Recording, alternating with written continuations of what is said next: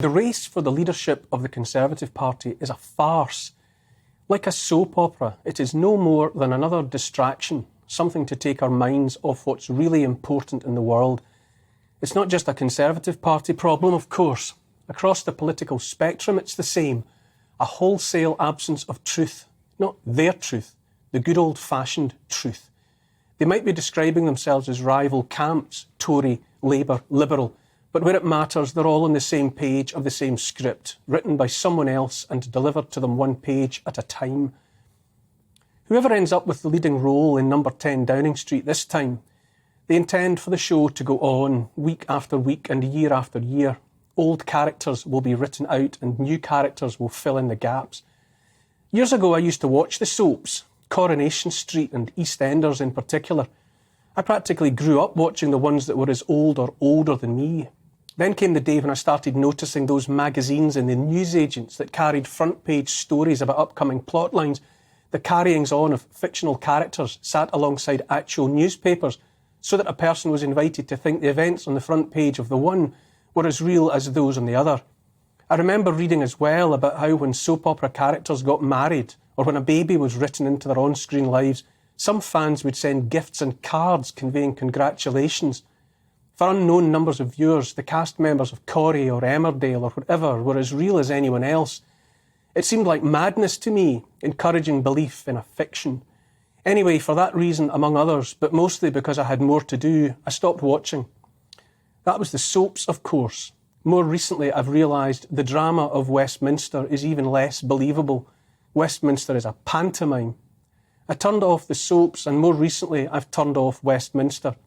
Now we've reached that recurrent moment of whipped up and confected high drama in any soap that the writers, journalists among them, evidently really enjoy, like a fire or a plane crash or a murder. It's the leadership race. I watched as much as I could bear of the televised debate the other night, which was about 5 minutes. God help us all, they're not even good actors. I'm prepared to accept that one or two might have their hearts in the right place, or near enough, might honestly still genuinely be labouring under the misapprehension that Parliament is a place where important decisions are made. There are therefore moments of apparent sincerity now and again. For the most part, the rest of them just phoned in their performances. In the manner of a soap opera or a panto, the plot moves on so fast you could break your neck keeping up with it. Most alarming and dispiriting for those of us with any kind of memory of plot lines just past is the way the disaster of the last 2 years has been dismissed as though it never happened. Already we're being offered a rerun, a repeat of an old series, all about 5p cuts on fuel duty and no mention at all of self-inflicted financial Armageddon. Where, I want to know, is the candidate who will stand up and take some responsibility for the collective decision and the disaster that was lockdown? Where is the candidate who will stand up and admit what we all know, what's been acknowledged across the board by economists, medics and a slew of other professionals, that lockdown was the most disastrous public policy decision of modern times? Most importantly of all, where is the candidate who will stand up and promise that while he or she is in number 10, on no account will lockdown or anything remotely like lockdown be inflicted upon the people of these islands? Where is the candidate who will speak out about what matters to the lives of people who live not on a stage or on a set, but in the real world? Where's the candidate who will declare that while she or he is in Downing Street, there will be no compulsory digital IDs or vaccine passports or anything of the sort? Where is the candidate who will vow to protect the existence of real cash as the vital off-ramp and alternative to any digital currency, programmable or otherwise? Where is the candidate who will admit that the injections foisted upon billions of people around the world did not and do not work as advertised, cannot reasonably be described as vaccines because they do not prevent getting or transmitting the illness in question, getting sick with or dying from the illness in question? Where is the candidate who will declare that honest truth? Where is the candidate who will say that while he or she is in office, there will be no mandated medical procedures for any man, woman or child? Where is the candidate who will say that a woman is an adult human female born that way? Where is the candidate who said that all along? Where is the candidate who will say what we all know to be true, that the Green Agenda, Agenda 2030, Net Zero and the rest are the products of crippling stupidity that are already causing misery and that can only cause much, much more misery in the months and years ahead? if someone doesn't find the brakes on this runaway train? Where is the candidate who will stand up and say it's summer, and that for as long as there have been summers on this planet Earth, there have been some days, even here in these islands, that are uncomfortably hot? Where is the candidate who remembers when the TV weather maps used to have little celebratory suns dotted around them, instead of the islands coloured dark red as though on the point of bursting into flames? At the same temperatures, holidaymakers jump on jet planes and head south in hope of finding and enjoying. People's lives and livelihoods are being destroyed, or shortly will be destroyed, unless someone is brave enough to admit that the Emperor is not wearing any clothes. For as long as all the candidates just clap along with the rest of the willfully blind, those that see the obvious and yet refuse to say so, then the cost of lockdown crisis will only deepen until none but the self-defined elite are clear of the rising floodwater. I say that's the least we might hope for, because it's my heartfelt belief that calling out the fiction of our present Parliament is as much as any candidate might do for now.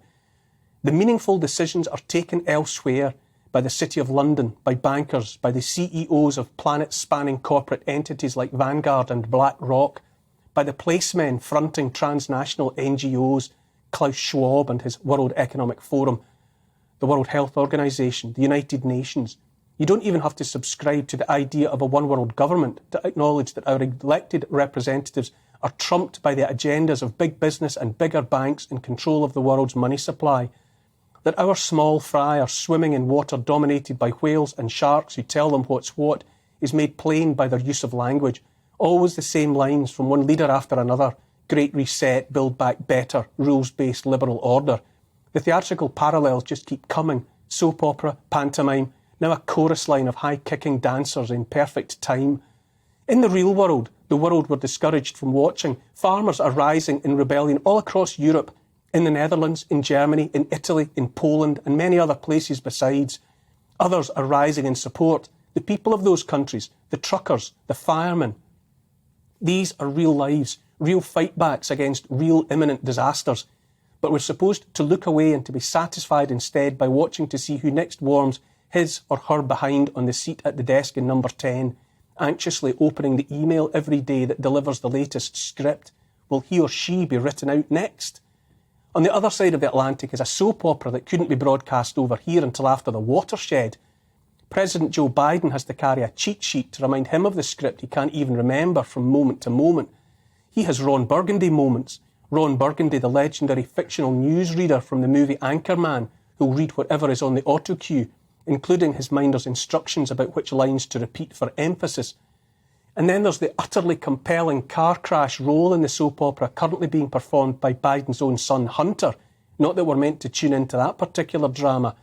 Every day, social media carries clips, apparently culled from that laptop of his, the one we're still not supposed to know about, far less talk about, of a naked Hunter Biden, handgun in hand, or with prostitutes, or counting and weighing rocks of crack cocaine.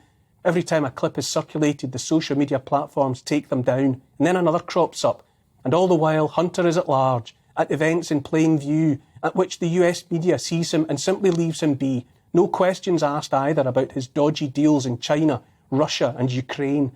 If we've got Downing Street and the only way is Westminster, our cousins stateside seem to have breaking baddest.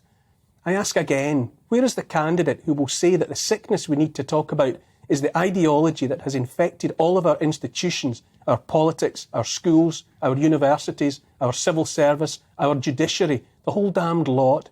Where's the candidate who will concede that we need to start again with fresh alternatives to those institutions that are beyond fixing? Terminal cases. Here is what's needed. Here is the truth as I see it. The truckers who rose in Canada, the farmers rising in the Netherlands and across Europe, the people of Sri Lanka casting out their president, all of those are simply real people, flesh and blood with real lives, livelihoods, families, hopes and dreams, a sense of their own dignity and sovereignty. Power belongs with the people, with us.